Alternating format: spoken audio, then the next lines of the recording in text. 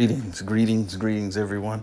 Okay, so if you're listening to this in the United States, then you would have to be living under a rock not to know that today is Tuesday, where the campaign that they have been running for everyone to go out and vote, and make your voice heard, and all of this sorts of things. Now, as this relates to black people, now, other very astute brothers and sisters, and even me, have been asking this question for weeks, months, and even years.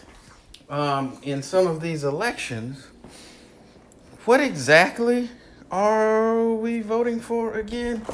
Because what overwhelmingly seems to happen is like with this one. Well, let me back up. And I'm just going to take this election. It's like when you ask these questions, particularly amongst our people, you can't get a clear, concise, specific answer. Now, what you'll hear is some of these nebulous terms, or, I'm voting for humanitarianism, whatever the hell that means, or immigration, or I'm voting against hate, whatever that means. And nothing that specifically addresses our community, which is when people say, let me say this, and when people say that voting is a waste of time, that's one of the reasons they say it, and I'm going to come back to that. Now, me personally, I started asking some of these questions back in 2008, too much to my own detriment in terms of the response that I got. Because we as black people, man, we've got to stop being so politically naive. We think that if the person is black and we black, but when they get in there, they finna do something. And as we saw in 2008 and 2012, that was not the case. And I know it pains you to hear that somebody speaking truth to power about the last presidential regime, but it is true. Obama's been over for women, for homosexuals, for immigrants, and nothing for us. Now, we got lectured for 8 years. We got talked at, but we didn't get talked to, because even then and now, whenever he comes up and you ask, well, what specifically did he do for black people? You can't get anything specific. You get these ridiculous terms about, oh, he gave us hope and all this. Or you may get Obamacare, which was not particularly targeted at us. And even the My Brother's Keeper initiative, which I actually agreed with, they almost shouted him down into kind of downplaying that. So you don't even really hear about that. And that was a program I was actually in favor in that I thought could have done some real good.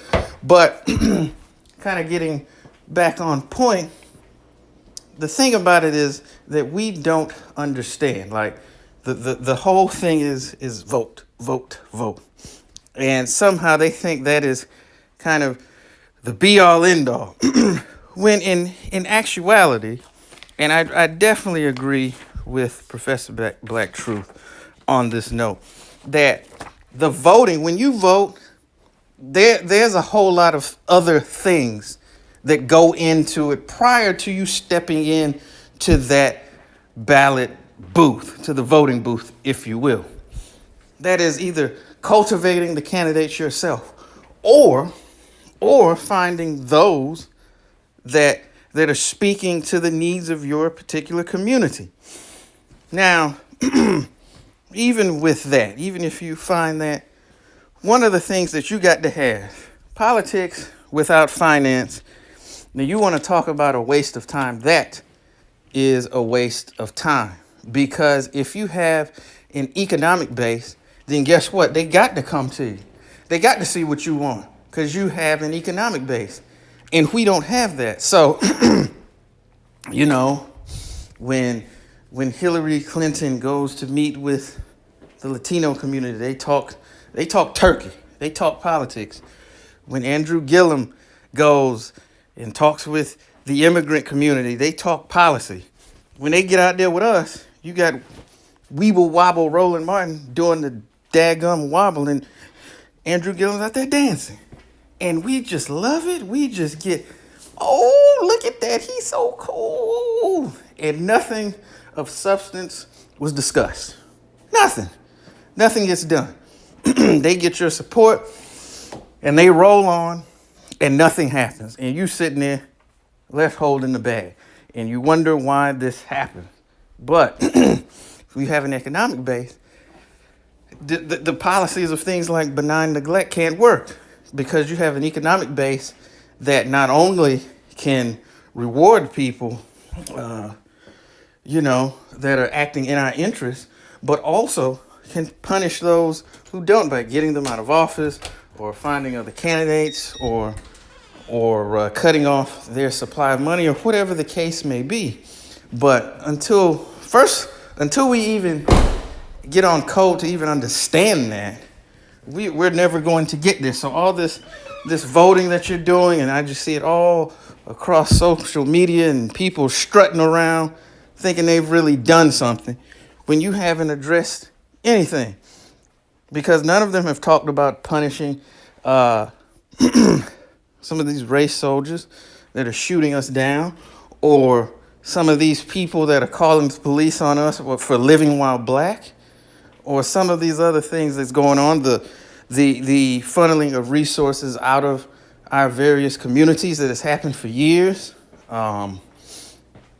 unfair, racially based judicial decisions. These are the types of things that you need to be focused on, and we're not.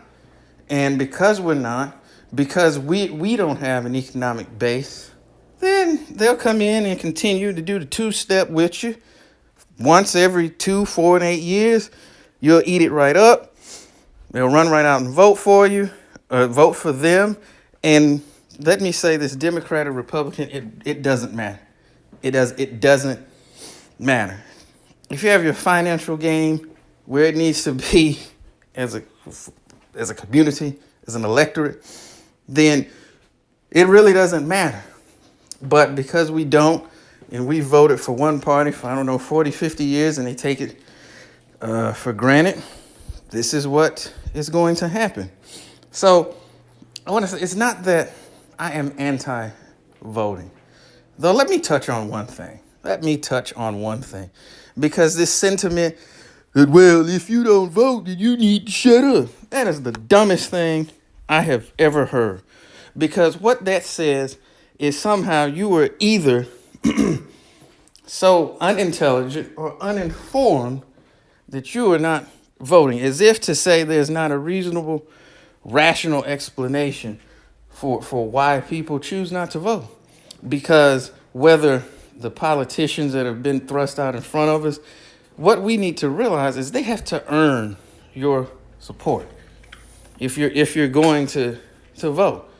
And if you're not making them do that, they're going to take it for granted, hence the black community's relationship with the Democratic Party. Let me say this, by no means, I'm not a Democrat nor a Republican, but I have to call it like it is. So as long as you don't hold them accountable, be it on a federal level, a state level, or a local level, you're going to continue to get what you have gotten, or what we have gotten. And nothing is going to change. But I will say this, that, again, I'm not anti-voting, but particularly voting more so on a local level will impact you more directly and immediate, more so than the national. Like, we have one of many Senate races here, and quite frankly, I think both of them suck. And listening to them, they haven't said anything to garner my support. So I don't, my support is not just automatically given because you have a elephant or a donkey on your lapel. You have to earn it. And if more of us kind of got into that mode to not be binary thinkers politically, We have to be more three-dimensional, more calculated, and less emotional when it comes to politics, because every other group is and we're not. And as long as we continue along this path, we're going to continue to get kicked in the teeth from a political standpoint, and passed over by every other group. Until we understand that, we'll be exactly in the same place that we've always been.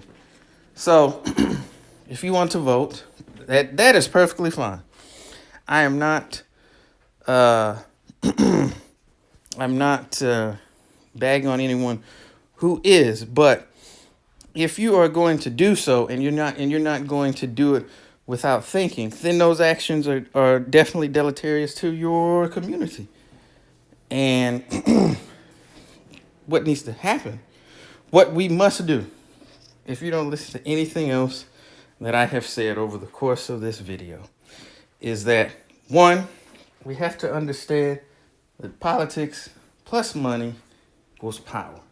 And if we're not thinking with an empowerment mindset, if that we're not coming either with an economic base or whatever, or wanting to really talk policy and not get wrapped up in every other group's issues, and specifically speaking to a black agenda, which we need to have, then we are wasting our time straight up and down.